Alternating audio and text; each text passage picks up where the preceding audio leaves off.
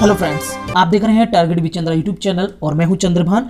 जैसा कि आप स्क्रीन पे देख पा रहे होंगे, आज हम लोग बात करने वाले हैं उत्तर प्रदेश स्पेशल जीके से संबंधित महत्वपूर्ण टॉप 20 क्वेश्चनों की। ये टॉप 20 जो क्वेश्चन है वो आपकी आगामी परीक्षाओं में बहुत ही लाभदायक होंगे और इन 20 प्रश्नों के हल को आपको जरूर देखना चाहिए। साथ साथ में ये जो 20 क्वेश्चन की बात हम लोग यहाँ पर करेंगे, वहाँ पर आपको ये आप हल भी कर सकते हैं, आप अपना आकलन भी कर सकते हैं। तो प्रैक्टिस सेट 4 ये है और खासकर किन परीक्षाओं के लिए फायदेमंद होगा? UPSI, UP jail police, UP PCS, UP लेखपाल और उत्तर प्रदेश से संबंधित जितने भी परीक्षाएं हैं उन सभी के लिए खास होने वाला है। तो ये जो महत्वपूर्ण प्रश्नोत्तरी है उत्तर प्रदेश से संबंधित, ये सभी के सभी अति संभावित प्रश्नों की यहाँ पर बात की जाएगी और उत्तर प्रदेश की सभी परीक्षाओं के लिए इंपॉर्टेंट है। तो जिन भी लोगों ने अभी तक मेरे चैनल टारगेट विद चंद्रा को सब्सक्राइब नहीं किया है, पहली बार वीडियो देख रहे हैं, प्लीज़ आप लाल बटन दबा करके चैनल को सब्सक्राइब अवश्य कर लें और बेल आइकन को भी प्रेस कर लें ताकि आपको नोटिफिकेशन मिलता रहे। तो आइए शुरू करते हैं आज के सेशन, जो कि काफ़ी इंटरेस्टिंग होने वाला है। आज के सेशन का पहला क्वेश्चन है, उत्तर प्रदेश में मार मृदा पाई जाती है। दोस्तों, मार और माड़ ये भी आपको दो तरीके से आपको देखने को मिल सकता है। कहीं कहीं पे आपको माड़ भी लिखा मिलेगा, माड़ या मार मृदा। तो उत्तर प्रदेश में मार मृदा, जिसे भोंटा भी नाम दिया जाता है, क्या नाम दिया जाता है? भोंटा मृदा। तो ये किस क्षेत्र में पाई जाती है, किस जिले में पाई जाती है खासकर? तो ऑप्शन ए है आगरा, बी है कानपुर, सी है ललितपुर और डी है झांसी। तो दोस्तों, ये मार मृदा जो है, जिसे मार मृदा भी कहते हैं, ये उत्तर प्रदेश के झांसी जिले में पाई जाती है। अर्थात झांसी के आसपास के जो जिले हैं वहां पर ये मार मृदा पाई जाती है। इसकी विशेषता क्या है कि ये जो मार मृदा है वो काली मिट्टी की तरह चिकनी मिट्टी है और ये जिसमें जैसे इसमें पानी मिलता है तो बहुत ही चिकनी हो जाती है। और यहाँ पर जो फसलों की अगर बात करें तो इसमें ज़्यादातर फसलें होती नहीं हैं। कभी कभी अल्पावधि वाली जो फसलें हैं, कुछ समय वाली, उनको यहाँ पर बो दिया जाता है। तो फसल के हिसाब से, खेती के हिसाब से ये काफ़ी महत्वपूर्ण नहीं है। तो ये झांसी वाले क्षेत्र में पाई जाती है। तो पहला क्वेश्चन का ऑप्शन नंबर डी सही है। दूसरे क्वेश्चन की तरफ चलते हैं। दूसरा क्वेश्चन है, उत्तर प्रदेश में सामान्य केंद्रीय विश्वविद्यालय हैं। ऑप्शन ए है 1, बी है 3, सी है 2, डी है 4। दोस्तों, यहाँ क्वेश्चन किया गया है सामान्य केंद्रीय विश्वविद्यालय, अर्थात विशिष्ट की नहीं बल्कि सामान्य की बात की गई है। उत्तर प्रदेश में बात करें तो उत्तर प्रदेश में कुल मिलाकर के कितने केंद्रीय विश्वविद्यालय हैं? 6। अगर यहाँ पर सामान्य नहीं लगा होता और सिर्फ पूछता कि कुल कितने केंद्रीय विश्वविद्यालय हैं तो 6 हैं, लेकिन यहाँ सामान्य लगाया गया है, इसलिए ऑप्शन नंबर डी यहाँ से सही हो जाता है। दोस्तों, ऐसा क्यों? मैं आपके सामने जो 6 केंद्रीय विश्वविद्यालय हैं उनको बताता हूं। सबसे पहले मैं ये 4 जो सामान्य हैं उनके बारे में बात करता हूं। सामान्य का मतलब जो किसी विशेष सब्जेक्ट से संबंधित ना हो। जो सामान्य विश्वविद्यालय होते हैं उनकी बात की जा रही है, सभी सब्जेक्टों की बराबर वहां पर पढ़ाई होती हो। लेकिन जब हम विशिष्ट केंद्रीय विश्वविद्यालयों की बात करेंगे तो वहां पर किसी खास विषय को लेकर के वहां पर पढ़ाई होती है, वो विशिष्ट में आते हैं। तो सामान्य में 4 जो हैं उनके मैं नाम आपको यहाँ पर बता दे रहा हूँ, आप नोट कर सकते हैं। बहुत इंपॉर्टेंट ये चीज़ें हैं। देखिए, पहले नंबर पे हम देखें तो BHU, ये BHU कहाँ पर है? बनारस में है, बनारस हिंदू विश्वविद्यालय। और इसकी स्थापना कब हुई थी? ये स्थापना भी आप नोट कर सकते हैं, 1916 ईस्वी में इसकी स्थापना की गई थी। दूसरे नंबर पे अलीगढ़ मुस्लिम विश्वविद्यालय, आपको पता होगा अलीगढ़ मुस्लिम विश्वविद्यालय, इसकी स्थापना कब हुई थी? 1920 ईस्वी में। यह भी सामान्य केंद्रीय विश्वविद्यालय है, लेकिन ये केंद्रीय कब बना? 1975 ईस्वी में। कब बना? 1975 ईस्वी में। तीसरे नंबर पे बात कर लेते हैं तो तीसरे नंबर पे है doctor BR Ambedkar, doctor BR Ambedkar university, BR Ambedkar university. और ये कहाँ पर है? ये दोस्तों लखनऊ में है। कहाँ? ये लखनऊ में है। और इसकी स्थापना कब की गई थी? 1989 ईस्वी में। तो काफ़ी पुराना है ये, 1989 ईस्वी में। लेकिन ये केंद्रीय कब बना? तो ये केंद्रीय बना 1976 में। तो देखिए, अलीगढ़ मुस्लिम विश्वविद्यालय बना 1975 ईस्वी में, केंद्रीय विश्वविद्यालय। लेकिन BR अम्बेडकर जो लखनऊ में है, ये 1976 ईस्वी में केंद्रीय विश्वविद्यालय बन जाता है। तो ये 3 आप नोट कर सकते हैं। चौथा मैं फिर बताने जा रहा हूँ। तो चौथा जो है, चौथे का नाम है इलाहाबाद यूनिवर्सिटी, इलाहाबाद विश्वविद्यालय। इलाहाबाद विश्वविद्यालय चौथे नंबर का सामान्य केंद्रीय विश्वविद्यालय है। इसकी स्थापना 1887 ईस्वी में हुई थी। तो आपने देखा कि सबसे पहले इलाहाबाद विश्वविद्यालय की स्थापना हुई थी 1887 में, बीएचयू की 1916 ईस्वी में, और अलीगढ़ की को हमने देखा 1920 में, डॉक्टर भीमराव अंबेडकर यूनिवर्सिटी को देखा तो 1989 में, लेकिन इलाहाबाद की स्थापना हुई थी इलाहाबाद विश्वविद्यालय की 1887 ईस्वी में।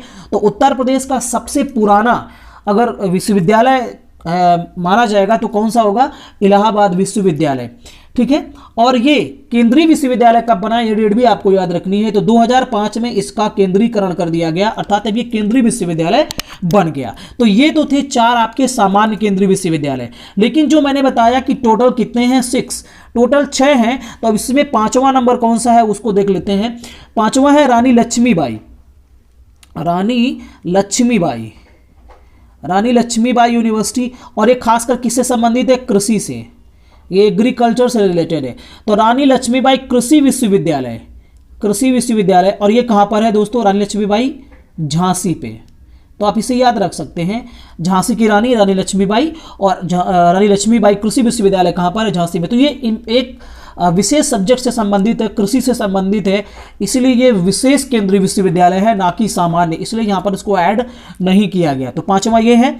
6वें की बात करते हैं तो 6वां है राजीव गांधी राष्ट्रीय विमानन विश्वविद्यालय। क्या नाम है उसका? राजीव गांधी विमानन। तो ये विमानन से संबंधित है, तो ये भी एक तरीके का स्पेशल यूनिवर्सिटी है, इसलिए ये सामान्य नहीं है। और ये कहाँ पर है दोस्तों? ये रायबरेली में है। कहाँ है ये? रायबरेली में है, ठीक। अगर हम रानी लक्ष्मीबाई की बात करें यूनिवर्सिटी की, कृषि एग्रीकल्चर यूनिवर्सिटी की, तो ये इसका गठन जो है वो 2014 में किया गया। जब हम राजीव गांधी विमानन विश्वविद्यालय की बात करेंगे तो इसका गठन, इसकी स्थापना 2017 में की गई। तो ये सारी चीज़ें आप नोट करते हुए चलते हैं। तो दूसरे का सही ऑप्शन क्या है? डी।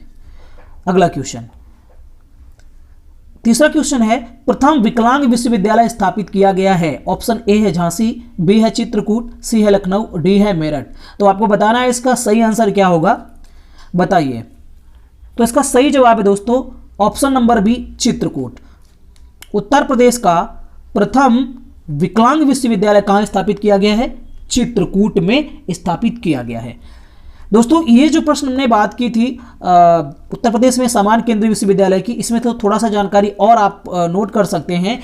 देखिए कुल मिलाकर के 6 केंद्रीय विश्वविद्यालय हैं। अगर हम डीम्ड विश्वविद्यालय, केंद्रीय डीम्ड विश्वविद्यालय की बात करें कितने हैं उत्तर प्रदेश में, तो 4 हैं। और जो राजकीय विश्वविद्यालय हैं वो कितने हैं? 19 टोटल। मतलब जो सामान्य विश्वविद्यालय है, जैसे आपका पूर्वांचल यूनिवर्सिटी है, राजश्री टंडन है, आपका छत्रपति साहू जी महाराज है, इस तरीके की जो राजकीय विश्वविद्यालय हैं उनकी संख्या कितनी है? 19।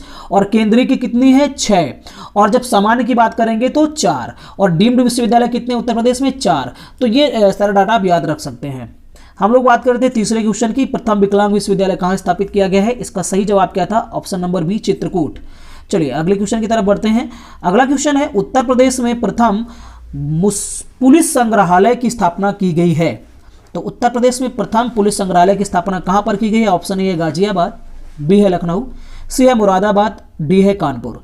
बताना है इसका सही आंसर क्या होगा। तो दोस्तों इसका सही आंसर है option number A, Ghaziabad. Option number A, Ghaziabad. मतलब उत्तर प्रदेश में प्रथम पुलिस संग्रहालय की स्थापना कहां पर की गई है? गाजियाबाद में की गई है। Option number A.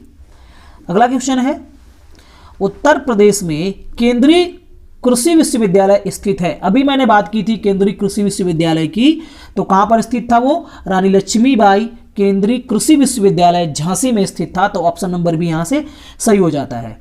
अगले क्वेश्चन की तरफ बढ़ते हैं। अगला क्वेश्चन है गुरु द्रोणाचार्य की जन्मस्थली है। ऑप्शन ए है फर्रुखाबाद, बी है गोरखपुर में, सी है मेरठ में, डी है बागपत में। तो गुरु द्रोणाचार्य की जन्मस्थली कंपिल, नाम क्या है उसका? कंपिल। तो ये नाम आप याद रख सकते हैं, कंपिल। ये कंपिल कहां पर है? फर्रुखाबाद जिले में। तो ऑप्शन नंबर ए सही आंसर है। अगला क्वेश्चन है बजहर नामक पर्व किस जनजाति द्वारा मनाया जाता है? तो बजहर नामक पर्व दोस्तों ये मनाया जाता है थारू नामक जनजाति के द्वारा। किसके द्वारा? थारू नामक जनजाति के द्वारा बजहर। ये बजहर पर्व जो है वो जेठ ज्येष्ठ या बैसाख महीने में थारू जनजाति के द्वारा मनाया जाता है। दोस्तों एक प्रश्न और पूछता है कि किस जनजाति के द्वारा दीपावली को शोक पर्व के रूप में मनाया जाता है, तो वो भी उसका जवाब क्या है, थारू। ठीक है, उसका भी जवाब क्या है, थारू। तो थारू जनजाति के द्वारा ही बजहर नामक पर्व मनाया जाता है। तो ऑप्शन नंबर बी सही जवाब है। अगला क्वेश्चन, निम्न में से उत्तर प्रदेश के किस जिले में एक भी जनजाति नहीं पाई जाती है? तो ऑप्शन ए है आगरा, बी है कानपुर, सी है जालौन, डी है सोनभद्र। तो आपको पता होगा कि सोनभद्र तो किसी भी हालत में नहीं हो सकता, क्योंकि सोनभद्र में सबसे अधिक जनजाति पाई जाती है, तो ये तो हो ही नहीं सकता है। जालौन में भी जनजाति पाई जाती है, आगरा में भी पाई जाती है, लेकिन कानपुर में जनजाति नहीं पाई जाती, इसलिए ऑप्शन नंबर बी सही है। दोस्तों एक क्वेश्चन और किया जाता है कि उत्तर प्रदेश के उस जिले का नाम बताइए जहां सबसे कम जनजाति पाई जाती है। वो जिला कौन सा है दोस्तों? बागपत। इसको भी आप नोट कर सकते हैं, ये पूछा जाता है बागपत। मतलब SC ST की सबसे कम संख्या बागपत में है। ठीक है, और ST की अर्थात अनुसूचित जनजाति की सबसे ज्यादा संख्या कहां पर है? सोनभद्र जिले में है। चलिए अगले क्वेश्चन की तरफ बढ़ते हैं। कौन सी जनजाति बिजनौर जिले में निवास करती है? तो ऑप्शन ए है गोंड, बी है थारू, सी है माहीगीर और डी है जौनसारी। तो बताना है आपको सही आंसर क्या होगा। तो बिजनौर जिले में बुक्सा भी पाई जाती है, जिसे हम भोक्सा भी कहते हैं। तो याद रखिए, बिजनौर जिले में एक जनजाति है जिसका नाम है बुक्सा, या कहीं कहीं पर आपको वो लिखा मिलेगा भोक्सा। क्या लिखे मिलेगा? भोक्सा। लेकिन इस बुक्सा जनजाति के अलावा बिजनौर में एक और जनजाति पाई जाती है जिसका नाम क्या है? माहीगीर। तो याद रखिए, माहीगीर, बुक्सा, ये दोनों जनजातियां बिजनौर जिले में पाई जाती हैं। तो ऑप्शन नंबर सी। अगला क्वेश्चन है, परहिया जनजाति निवास करती है। ऑप्शन ए है सोनभद्र में, बी है ललितपुर में, सी है महोबा में और डी है अलीगढ़ में। ये क्वेश्चन अभी UPPCS में पूछा गया था, और एक दो क्वेश्चन जो है वो जनजातियों से जरूर पूछे जाते हैं, इसलिए जनजातियों को आपको पढ़ लेना चाहिए, इंपॉर्टेंट है। तो उत्तर प्रदेश की जो जनजातियां हैं वो एग्जाम में कई बार पूछी जाती है, लगभग हर बार एग्जाम में जरूर पूछा जाता है। तो क्वेश्चन नंबर 10, परहिया जनजाति निवास करती है। ऑप्शन नंबर ए सोनभद्र में, बी ललितपुर में, सी महोबा में, डी अलीगढ़ में। बताना है आपको इसका सही आंसर क्या होगा। तो परहिया जनजाति सोनभद्र जिले में निवास करती है, ऑप्शन नंबर ए। चलिए अगले क्वेश्चन की तरफ बढ़ते हैं। अगला क्वेश्चन है, उत्तर प्रदेश कृषि अनुसंधान परिषद स्थित है। Option A Kanpur, B Lucknow, C Prayagraj, D Ghaziabad. तो उत्तर प्रदेश कृषि अनुसंधान परिषद, जिसे हम Uttar Pradesh agriculture research council बोलते हैं, ये कहाँ स्थित है? तो उत्तर प्रदेश की प्रशासनिक राजधानी लखनऊ में ये कृषि अनुसंधान परिषद स्थित है, ऑप्शन नंबर बी। अगला क्वेश्चन, उत्तर प्रदेश में मिड डे मील कार्यक्रम आरंभ किया गया। Option A 1995, B 1996, C 2002, D 1998। तो उत्तर प्रदेश में MDM मिड डे मील का कार्यक्रम 1995 ईस्वी में शुरू किया गया, ऑप्शन नंबर ए। अगला क्वेश्चन है, अनुषंगी नगर है। Option A Lucknow, B Noida, C Kanpur, D Ghaziabad. तो अनुषंगी नगर किसे बोला जाता है? ऑप्शन नंबर डी गाजियाबाद को। ऐसे ही अगर आप अन्य वीडियो पाना चाहते हैं तो आप target with Chandra YouTube channel को सब्सक्राइब कर सकते हैं। अगला क्वेश्चन है, कौन सी जनजाति दिवाली को शोक पर्व के रूप में मनाती है? और इसके बारे में अभी भी चर्चा मैंने की थी पिछले क्वेश्चन में। तो थारू जनजाति दिवाली को शोक पर्व के रूप में मनाती है। थारू जनजाति ये आपका जो नेपाल से सटे हुए जिले हैं, जो पर्वतीय क्षेत्र है उत्तर प्रदेश का, वहाँ पर ये खासकर पाई जाती है जनजाति, और दिवाली को ये शोक पर्व के रूप में मनाते हैं। चूँकि इनके पूर्वज ऐसा मनाते आ रहे थे, तो ये क्या करते हैं कि दिवाली के दिन ये अपने पूर्वजों के याद में शोक पर्व के रूप में मनाते हैं, ना कि खुशी के रूप में। लेकिन अब जो है बहुत सारे थारू जनजाति के जो लोग हैं, अब चूंकि ये जितने भी हिंदू त्यौहार हैं उनको ही मानते हैं, तो हिंदू त्योहारों को मानने वाली जनजाति भी कौन सी है? थारू। लेकिन दिवाली को ये शोक पर्व के रूप में मनाते थे, हालांकि काफ़ी बदलाव आया हुआ है। अब ये जैसे हम लोग आम लोग जो दिवाली मनाते हैं उसी तरीके से ये भी अपने दिवाली को मनाना शुरू कर चुके हैं। ठीक है, तो ये दिवाली को दिवारी कहते हैं। क्या बोलते हैं? दीवारी, दीवारी। लेकिन अब काफ़ी परिवर्तन इस जनजाति में देखने को मिला हुआ है। तो ऑप्शन नंबर ए, थारू जनजाति दिवाली को शोक पर्व के रूप में मनाती है। अगला क्वेश्चन, उत्तर प्रदेश का प्रसिद्ध सोरो मेला लगता है। Option A Kasganj, B Mathura, C Hamirpur, D Banda. तो दोस्तों इसका सही आंसर है कासगंज। कासगंज एटा मैनपुरी आप देख रहे हैं, और जिसे कांसी रामनगर एक बार नाम रख दिया गया था, तो ये कासगंज वही है। उसी तरह पश्चिम का एक जिला है जहां पर प्रसिद्ध सोरो का मेला लगता है। अगला क्वेश्चन, दोस्तों एक प्रश्न मैं आपसे अलग से करना चाहता हूं। आप बताइए ददरी का मेला कहां पर लगता है? आपको कमेंट बॉक्स में बताना है। तो क्वेश्चन नंबर 16वां है, कर्मा जिस क्षेत्र का लोक नृत्य है उसमें समाहित जिला कौन सा है? अर्थात कर्मा किस जिले पे, कर्मा नामक लोक नृत्य किस जिले पे होता है? ऑप्शन ए है मिर्जापुर, बी है गोंडा, सी है बस्ती, डी है बरेली। तो दोस्तों जो सोनभद्र का एरिया है वहां पर ये कर्मा लोक नृत्य प्रसिद्ध है। तो यहाँ पर सोनभद्र के पास में ही मिर्जापुर जिला पड़ता है, यहाँ भी ये कर्मा नाम का जो लोक नृत्य है वो किया जाता है। तो मिर्जापुर और आप सोनभद्र भी यहाँ पर आप नोट कर सकते हैं। अगला क्वेश्चन, लखनऊ की सीमा किस जिले को स्पर्श नहीं करती है? ऑप्शन ए है हरदोई, बी है बाराबंकी, सी है आजमगढ़, डी है उन्नाव।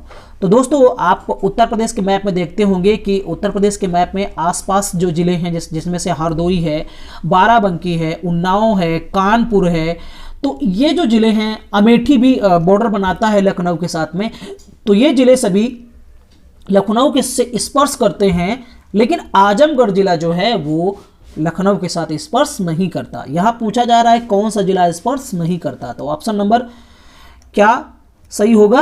आजमगढ़, अर्थात ये स्पर्श नहीं करता, तो ये वाला जो आंसर है वो सही है। अगला क्वेश्चन, निम्न में से किस राज्य से उत्तर प्रदेश की सीमा नहीं लगती है?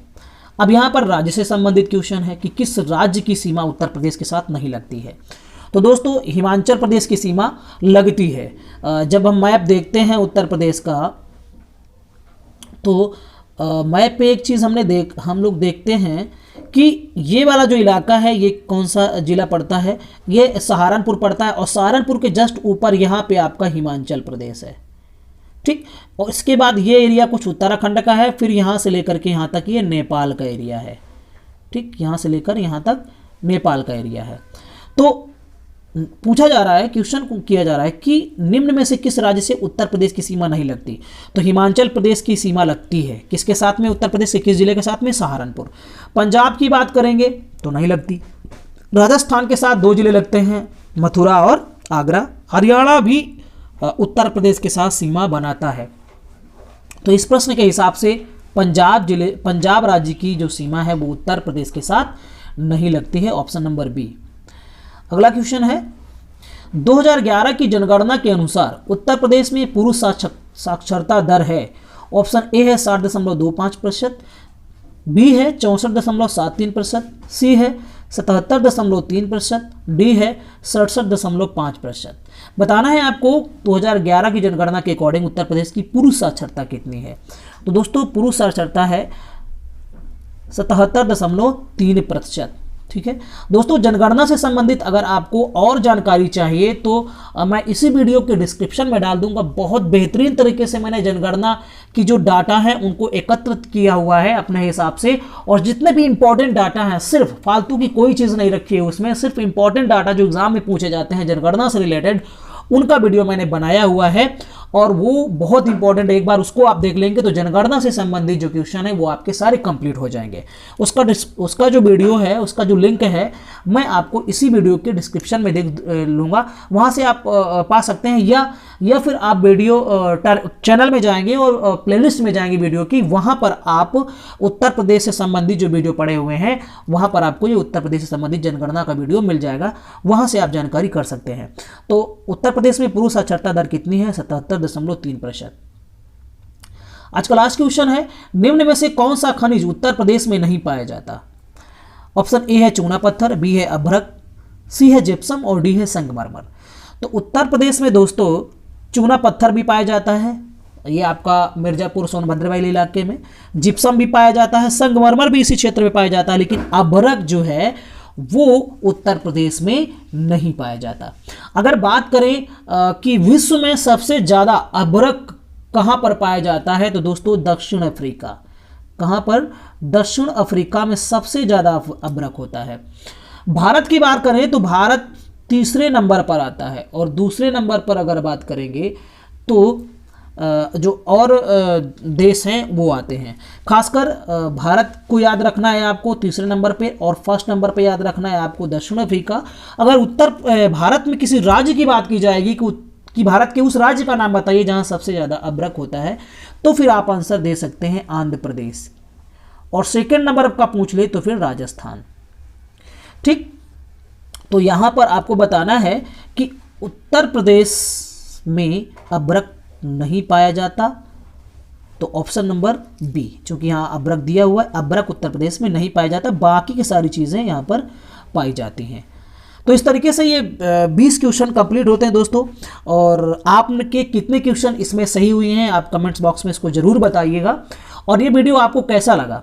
अगर पसंद आया हो तो इसको शेयर भी कर सकते हैं, लाइक कमेंट्स भी कर सकते हैं, और इसी तरीके का वीडियो अगर आप चाहते हैं या इस वीडियो का आप PDF प्राप्त करना चाहते हैं तो उसके लिए भी आपको कमेंट बॉक्स में लिखना पड़ेगा। अगर आप चाहते हैं तो वहाँ पर आप PDF के बारे में बोल सकते हैं। तो दोस्तों ये वीडियो यहीं पर समाप्त होता है। बहुत बहुत धन्यवाद आपका वीडियो देखने के लिए। Thank you.